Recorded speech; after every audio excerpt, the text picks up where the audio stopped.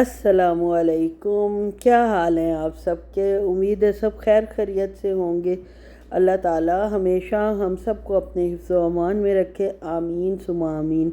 आज जनाब फिर 8 बजे का वक्त है और आपकी बहन और उसकी बेटी घर से बाहर निकली हैं। वजह क्या थी कि जनाब उसने खाने थे लेज़ मैक्स, और लेज़ मैक्स उसने मुझे वीकेंड पे कहे नहीं थे कि अम्मा आप लेके आना, इसलिए वो लेने हमें बकाला जाना पड़ा।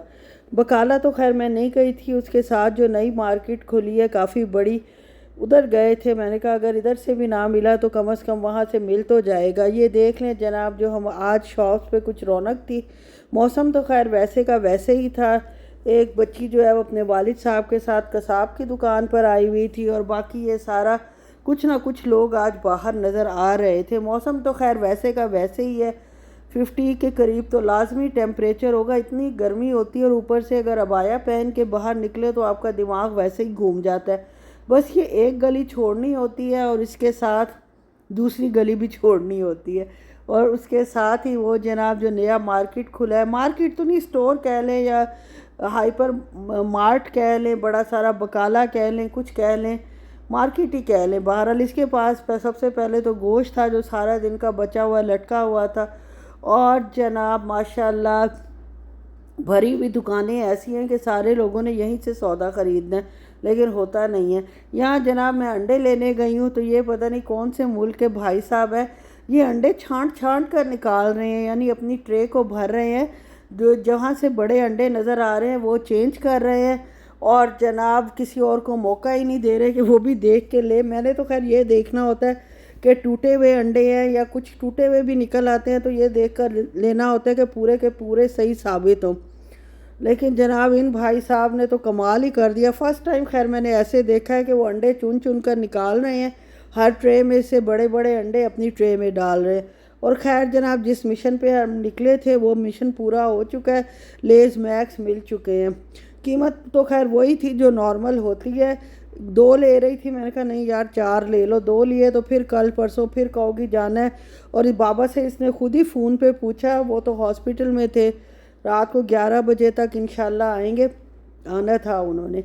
और उस वक्त तक फिर जाहिर है कि ये शॉप्स भी बंद हो जाती हैं और वो थके हुए भी होते हैं। वो कहते हैं आते हुए तो खैर वो जाने से वैसे कतराते हैं, और आके 11 बजे तो वो लाने से इसके लेज़ मैक्स रहे। खैर जनाब उनको बता कर ही हम लोग निकले थे। बताना यार बहुत ज़रूरी है, यहाँ का माहौल भी ज़ाहिर है ऐसा नहीं है, और वैसे हमारी रस्म भी ऐसी है घर की कि हम एक दूसरे को बता कर ही सारे काम करते हैं। खैर जनाब अब मैं गई थी तो आज मुझे बहुत अरसे बाद आज मैं बना रही थी chicken burger, chicken patty burger. तो मैंने कहा अब निकले हैं तो चलो जी सैलड लीव्स ही ले लूँ। और सैलड लीव्स की पैकिंग ऐसी थी कि 15-16 बंदे घर में हों तो फिर काम वो आए, और हम जैसे 3 बंदों के लिए, और बच्ची से तो वैसे मेरी लड़ाई हो गई बर्गर बनाते हुए कि उसने कहा मेरे में कुछ ना डालना सिवाय प्याज के। इतना गुस्सा मुझे चढ़ा है ना, पहले इतने ज़्यादा ये लीव्स थे और ख़त्म होने का नाम नहीं लेना था इन्होंने। खैर जनाब ये और ये छोटा पिज़्ज़ाज थे, ये भी सस्ते ही लगे हुए थे, 8 पिज़्ज़ा 4 रियाल के थे।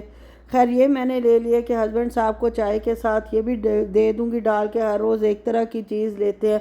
और अंडे खैर मैंने उठा लिए थे, ये मैंने बिल्कुल नहीं छांटे, 9.5 रियाल के बड़े सस्ते अंडे लगे हुए थे। खैर वापस आ गए हैं, घर के साथ ही था, 2 मिनट भी नहीं लगते जाते हुए।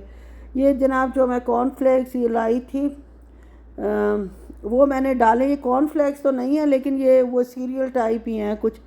ये डब्बा धो के रखा था, सूख गया था तो उसमें डाले हैं। और सबसे पहले अब जनाब मैं आपके साथ शेयर करने जा रही हूँ, कई दफ़ा पहले बहुत पहले की थी, अब तो शायद किसी को याद भी ना हो कि मुझे बर्गर बनाने भी आते हैं, और वो भी चिकन के, बीफ के भी बना लेती हूँ, बहुत अच्छे बनते हैं माशाल्लाह। इसके लिए मैंने चिकन ब्रेस्ट लिया था और थोड़ा सा फ़ैट लिया था। आपको पता है जूसी बर्गर बनाने के लिए फ़ैट्स बहुत ज़रूरी है। बारबेक्यू की कोई चीज़ बनाने के लिए या तो फ़ैट आपके गोश्त के अंदर हो, और या फिर आप अलहदा से थोड़ा सा डालें।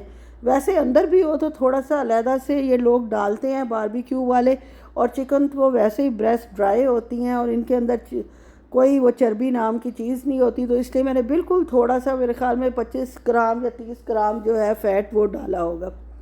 वो एक दफ़ा 100 ग्राम लिया था, 50 चप्पल कबाब में डाला था, और 25 ग्राम के करीब इसके अंदर चला गया। सारे कीमे को मैंने चॉप कर लिया है और जनाब साथ वो भी चॉप हो गया। जो मैंने किसी को नहीं बताया दिखाया, अगर दिखाती तो और तो खैर किसी ने एतराज़ नहीं करना था, लेकिन जो मेरी बेटी है ना, बस मैंने आपको बताया हुआ है उसके बारे में। खैर जनाब अब इसके अंदर मसाले ऐड करते हैं। इसमें नमक और काली मिर्च डाली है, लहसुन का पेस्ट डाला है और जनाब क्रीम के 2 चमचे डाले हैं। जितना जूसी बर्गर अच्छा बनेगा उतना अच्छा है। और साथ चिली फ्लेक्स डाले हैं, थोड़ा सा खुश्क पार्सले डाला है और जनाब लेमन का रस डाला है और थोड़ा सा टेस्ट मेकर डाला है। ये जो टेस्ट मेकर है ना, इसलिए तो मुझे लगता है सारे बाज़ार वाले यही यूज़ करते हैं, क्योंकि इसका रिज़ल्ट डालने के बाद ऐसा आया था जैसा बाज़ार से आपको बर्गर मिलता है, जूसी मज़े का। और इसमें क्रीम भी इसलिए डाली थी वरना ना भी डालती अगर मैंने चर्बी ज़रा थोड़ी ज़्यादा डाली होती, लेकिन बस इतनी काफ़ी थी। क्रीम भी कौन सी यार खालिस होगी, पता नहीं आर्टिफिशियल बनी हुई है। लेकिन अलमिराई की प्रोडक्ट अच्छी होती है और नेचुरल होती है। मे भी नेचुरल हो।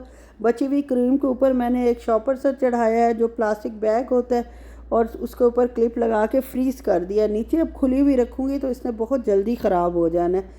उसके बाद जनाब ये देख लें, वो पैटी तो मतलब अभी सिर्फ पीसा है, मसाला वगैरह बना के रखा है। तो ये बर्तन शर्तन माशाल्लाह इतने भर गए हैं और चिकने बर्तन हो जाते हैं तो चिकनाई तो फिर निकालना बहुत मुश्किल होता है। और मेरी आदत यही है कि सब कुछ इकट्ठा नहीं करती कि ढेर लगा के जमा कर लूँ चीज़ों का, हाथ के हाथ ही उनको साफ़ कर लेती हूँ।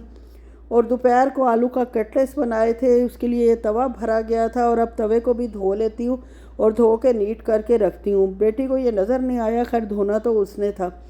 अब सैलिड के बर्गर में अगर सैलिड ना हो, जैसे हो गए माशाल्लाह मोटे मोटे प्याज, यानी लच्छे की शक्ल में होते हैं लेकिन मोटाई में कटे हुए होते हैं, बारीक प्याज आपको नज़र नहीं आएंगे। और टमाटर जो है बहुत तेज़ छुरी से अच्छा कटता है और छुरी को मैंने शार्पन कर लिया है, अब ये शार्प्ड है। और अब जनाब इसे मोटे मोटे टमाटर के पीसीज और ये सैलिड लीफ ये वाले मिले, वो जो दूसरे मुझे चाहिए थे उसका नामो निशान नहीं था। बहरहाल 2-3 मैंने निकाल लिए हैं, बाकी कलर दिखाने के लिए कि मेरे काउंटर अच्छा लगे सामने रख दिए। और इसके साथ मैं क्या कर रही हूँ, आलू के चिप्स बनेंगे और आलू के चिप्स कुरकुरे वाले और मज़े के। इसको आलू को छिलकों समेत मैंने धो लिया और धोने के बाद आलू को छिलके समेत धो लिया था, उसके बाद कटाई की है। और अब ये थोड़ा सा नमक चुटकी एक लेके इसमें थोड़ा सा पानी ऐड करूँगी और नमक को घोल लेंगे।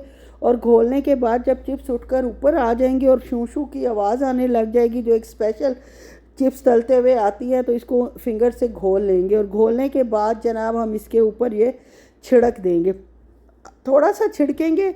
छिड़कने की मतलब इस स्टेज पे जब छिड़कते हैं तो नमक अंदर चला जाता है और पानी जो है वो बाहर रह जाता है। और जैसे ही पानी की आवाज़ ख़त्म होती है, बहुत ज़्यादा नहीं छिड़कना कि आग भड़क उठे, जैसे मसाला भूनते हुए हल्का सा छिड़कते हैं, बस उसी तरह छिड़क लेना है। अब ये जो आलू हैं ये कॉमन आलू हैं, जो आम आलू घर में इस्तेमाल होते हैं।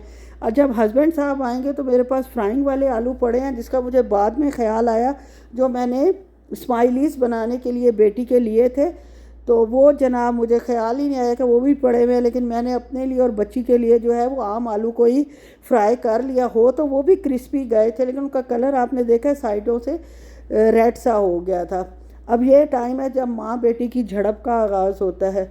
मैंने उसे कहा कि भाई आ गई है किचन में, अगर ना आती तो मैं हर चीज़ अपने हिसाब से डालकर इसको बना कर दे देती, लेकिन आ गए तो अम्मा कुछ भी ना लगाए, सिर्फ थोड़ी सी टोमेटो केचप लगा दें और बर्गर रख कर मुझे दे दें। अल्लाह माफ़ करे, शुक्र है बटर मैंने पहले डाल दिया था थोड़ा सा, वरना इस पर भी वो चीखती। खैर मैंने इसको दोनों साइडों से अच्छे से सेक लिया। 3 से 4 मिनट में ये बर्गर जो है, बर्गर की पैटी तैयार हो जाती है। और उसी मक्खन में आपने जो है वो बन को भी सेक लेना है। इतना डार्क हुआ नहीं था, इसमें ज़्यादा वीडियो में डार्क लग रहा है, तो इसमें मैंने जनाब उसके लिए ये डाल दिया है बर्गर की पैटी। और इसके ऊपर जनाब मैं लगा दूंगी, थोड़ा सा प्याज रख दूंगी, थोड़ी सी केचप छिड़क दूंगी, और क्या करूं। और ऊपर दूसरा पीस रख कर और थोड़े से फ्राइज़ जो मैंने क्रंची क्रंची से बनाए हैं वो जनाब इसके हवाले करूंगी और गुस्से से आवाज़ दूंगी कि आके ले जाओ प्यारी बेटी। इस वक्त प्यारी बेटी कहना इसलिए भी ज़रूरी था कि चीज़ें भी ख़त्म करवानी थी, वरना वो खाती ना खाती तो वो भी मेरे सर पे पड़ जाती।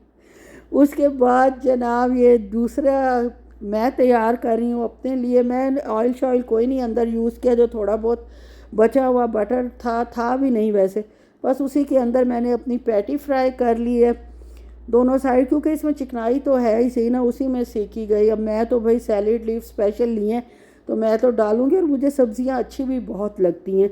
उसके बाद जनाब इसके ऊपर पैटी आएगी, लेकिन अब मैंने ये गलती कर दी, पहले मुझे पैटी रखनी चाहिए थे, फिर सैलेड लीव्स, फिर एक टमाटर का पीस, प्याज का मोटा सा वो जो होता है, जो लच्छेदार प्याज मोटे वाले होते हैं वो रखूँगी, लेकिन तोड़ के रखूँगी ताकि दरमियान से काटूँ तो बाहर ना निकलें। ये बर्गर खाते हुए ये भी बड़ा मसला होता है कि वो निकल कर बाहर आ जाता है सारा कुछ। मैंने तो थोड़ी सी मस्टर्ड सॉस डाली है जो ऐसी अड़ी हुई थी, अल्लाह माफ़ करे, फिर थोड़ी सी मायोनीज़ डाली है। अब इसके ऊपर जाएगी थोड़ी सी केचप, ऊपर दूसरा बन का पीस जाएगा, और ये चिप्स मेरे पड़े में जो कुछ मैं खड़े खड़े ही खा गई हूँ, इतने क्रंची और मज़े के थे। ऊपर चाट मसाला भी डाला था, और ये माशाल्लाह बड़ा अच्छा जूसी सा बर्गर जो है वो तैयार है। आपको देखने में कैसा लग रहा है ज़रूर आपने बताना है, और अनीस कतूत तो इंशाल्लाह ज़रूर बताएगी। समीना वकास, अगर आप भी पूरा देखती हैं तो आप भी बताया करें कि आप, जब मैं पूछती हूँ कि आपको ये रेसिपी कैसी लगी है। रात के 11 बजने में 5 मिनट थे जब हस्बैंड साहब ने बेल दिया, और अल्हम्दुलिल्लाह वो खैर खैरियत से घर वापस लौटे हैं। और ये थैले में इनका और भी बहुत सा सामान होता है, क्योंकि ये वहाँ परमानेंट तो है नहीं, इसलिए इनको अलमारी वगैरह कोई नहीं मिली हुई। स्टेथ और जो बाकी चीज़ें होती हैं वो अपने साथ ही लेकर जाते हैं और लेकर वापस आते हैं। और ये जो इनका टी बॉक्स था वो मुझे वापस मिल गया, और अब देखें इसमें से क्या खाया गया और क्या वापस लेकर आए हैं।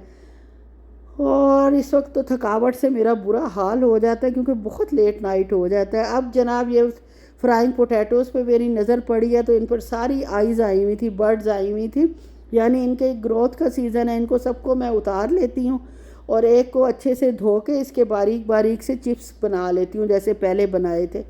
धोना पहले है, बाद में आपने नहीं धोना, वरना पानी पानी हो जाएंगे। अब ये काफ़ी सारे एक आलू के बन गए थे, जो इन्होंने भी नखरे करने थे कि मैंने नहीं खाना, तो मैंने बाकी पानी डाल के फ्रिज में रख दिए। सुबह बेटी को नाश्ते में इंशाल्लाह तैयार कर दूंगी, और 15-20 जो हैं वो इनके लिए मैंने बना लिए हैं।